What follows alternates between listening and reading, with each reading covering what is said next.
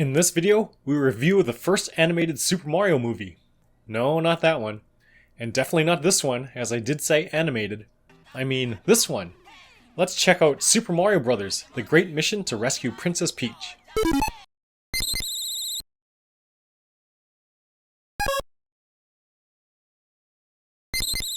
Hi everyone, John here.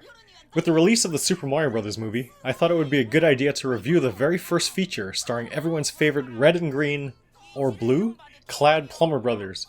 Though maybe they're not even plumbers here. Whatever, it's Mario and Luigi's big screen debut. Released in Japan on July 20th, 1986, Super Mario Bros. Peach-Hime Kyushutsu Dai Sakusen, or Super Mario Bros. The Great Mission to Rescue Princess Peach, could be the first movie based on a video game. Though another animated film, Running Boy Star Soldier no Himitsu, or Running Boy Secrets of Star Soldier, based around Hudson's Star Soldier game, also came out on the same day. Though that was more based around the game as a game, rather than on the actual narrative within the game. In any case, since that day in 1986, video game movies have existed, and people that say they are all bad really should try looking beyond just what comes out of Hollywood. Anyway, the Super Mario Bros. Movie can be watched in its entirety for free on YouTube, restored to 4K by Magiblot1, based on a previous restoration by Stian Schultz, aka Carnival. There is Japanese audio and subtitles available in English, Italian, or Spanish. I'll put a link to it in the description below, and while you're down there, don't forget to like, share, and subscribe. Super Mario Bros. The Great Mission to Rescue Princess Peach is only an hour long, and came out merely a month and a half after Super Mario Bros. 2 was released in Japan. And by that I mean the Super Mario Bros. 2 that the rest of the world knows as the Lost Levels.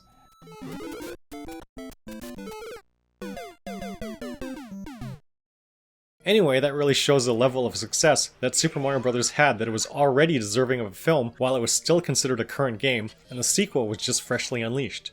That said, it's not surprising that the characters, items, and settings featured are primarily those from the first game, though there are at least a couple things from later games that might actually have their origin here. But I'm getting ahead of myself.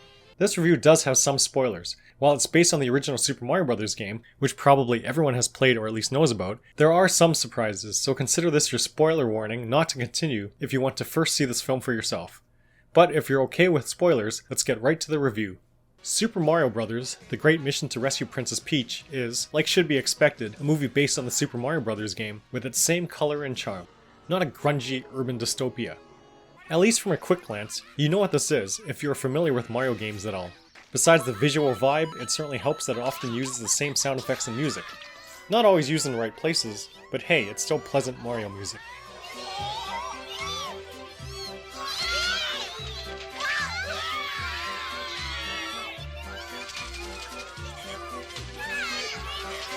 It's interesting to see that many of the character designs are mostly similar to how they appear today. Of course, there are some differences. Notably, Luigi wearing mostly blue with a yellow shirt instead of wearing mostly white with a green shirt, as he wore in the original game, or green and blue as he has typically been depicted. It's certainly odd to see him without his now trademark green. The poster adds yet another color scheme for Luigi by having him wear a red shirt and blue overalls, where if not for his hat, he'd be even more confused with Mario. But in fact, that's how Mario looks in the non-Super original Mario Bros. Game, including a blue hat. Also in the film, Mario and Luigi's hats have yellow at the front, where their initial would be, which is actually like the original game, but it has been white since.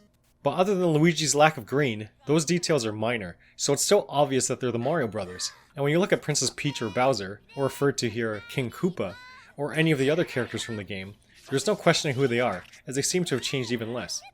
Some quirks, like Luigi being almost as greedy as you might later expect Wario to be, are certainly noteworthy. And so these attempts to add personality to these characters are intriguing, as admittedly they didn't really have much depth to them at the time anyway. It's nice to see that King Koopa has a personality at all, as this was 3 years before the Super Mario Bros. Super Show. Ah, but what about Toad? Well, the first game's manual makes mention of mushroom retainers, but not Toad by name. He truly makes his debut in Super Mario Bros. 2, the one that the Japanese know of as Super Mario USA. But at the time of this film, that's still a bit in the future yet. However, this film features mushroom people that mostly wear pink and have long eyelashes, and 2 of them have speaking roles. The first one says, "I am a Toad," referring to Toad as the race of mushroom people, rather than saying that she is a character specifically named Toad. Assuming the translation is correct, of course. The first time I watched this movie a while back, I read subtitles with a different translation where the first one says she is Toadette. Not sure if that was some creative interpretation by that translator, or if there's actually anything in the translation that supports this. Toadette is the name of the character that debuted in Mario Kart Double Dash on the GameCube 17 years later, so maybe it's just fun to think she could have existed earlier, and debuted before so many other Mario characters, even before Toad himself. Or, like Toad, Toadette could be a generic term, like perhaps she could be meaning to say, I am a Toadette. But again, that was a different translation, and here it says, a toad. Perhaps someone with an actual grasp of Japanese can look into this, or listen into this, and explain it in the comments below. This animation has original characters not from the game, including an old guy, named in the credits as Kinoko Senin, meaning Mushroom Hermit, but he doesn't actually introduce himself at all. He basically gives all the exposition, explaining how there's a prophecy of the arrival of the two brothers, how they have to find the 3 power-ups, and how they have to stop King Koopa from marrying Princess Peach on Friday the 13th. That date isn't mentioned ever again, though the brothers later speak of a deadline of the full moon, which is also referenced just once, probably a mistranslation.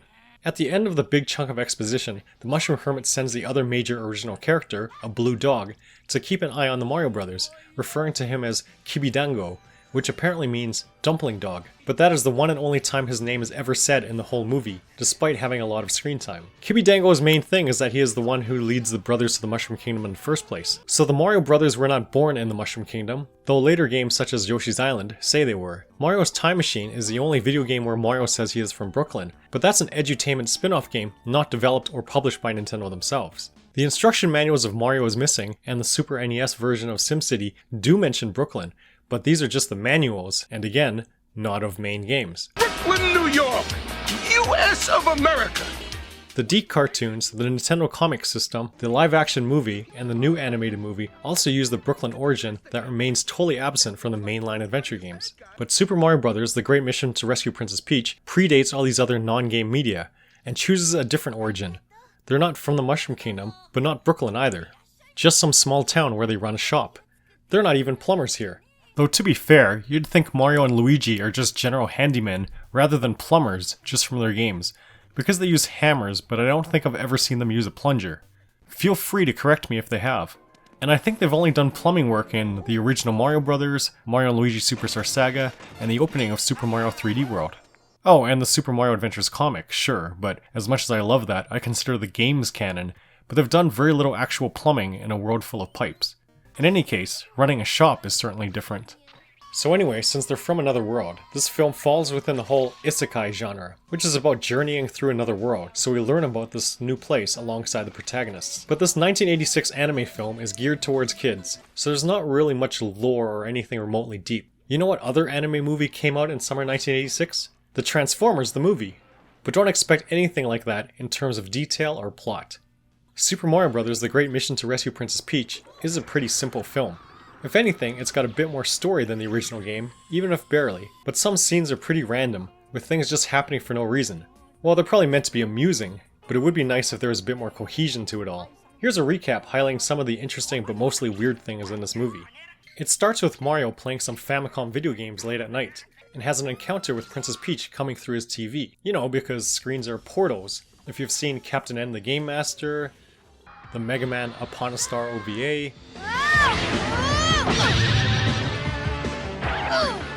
the Goemon anime, I'm here! It's you! among other things, I'm sure. Anyway, a bunch of classic Mario enemies also come out, but then all disappear through no action of Mario's, like they just self-destructed or something. And it doesn't make sense that Luigi wouldn't hear the noise or see any disturbance, and he thinks Mario made up the story about Princess Peach and King Koopa. At one point, Mario gets angry, and in cartoon fashion, instantly turns into this gun-toting Mexican stereotype. Funnily enough, the sombrero is the exact same design as in Super Mario Odyssey, released 31 years later. At one point, Luigi gets high on mushrooms. Captain Lou Albano would not approve. I'm Captain Lou Albano talking to you about drugs. Kids, don't be afraid to say no. There's a part that goes on a bit long where Mario and Luigi are in the nest of a paratroopa, but it's odd that unless the paratroopa has adopted these birds, it implies that baby paratroopas resemble birds before they get their shells, when you would really expect young paratroopas to be Koopa Troopas before growing up to have wings. Then Mario fights a piranha plant with Pepper that he just happened to have in this one scene. Maybe he thinks he's Peter Pepper from Burger Time. When the piranha plants get tangled, they just inexplicably seem to implode, as if to say, that's enough of this scene, now to move on to the next one. A giant Cheep first appears as a weird flat thing, almost like some kind of ray, just because, apparently. A few times there are musical montages of the heroes just walking to flimsily tie the scenes together, where we see things like giant coronaviruses, disco psychedelicness, casino-like buildings just to emphasize Luigi's greed, bullet bills that are somehow no concern, and a giant Koopa just for Mario to lift as he turns super very briefly and for the only time in this whole movie, despite super being the first word in the title. Speaking of giant Koopas, I'm going to insert some footage of Hook Build a Koopa from Yoshi's Island, just because my brother likes this boss so much. There's also a part in one of these walking montages where Mario uses his just acquired fire flower to hit a Buzzy Beetle. But in the game, Buzzy Beetles are supposed to be invulnerable to fireballs. This is like Golem getting electrified by Pikachu in Pokemon the first movie all over again. It's a thing that doesn't happen in the games, so it shouldn't happen here. Oh no! And I feel like the very brief scenes like those with the bullet bills and Buzzy Beetles might be just the animators following a checklist to include all the enemies in this movie, which they do, but they don't do enough with them. Kind of weird to have a Mario movie without a single Goomba stomped or a single Koopa shell kicked.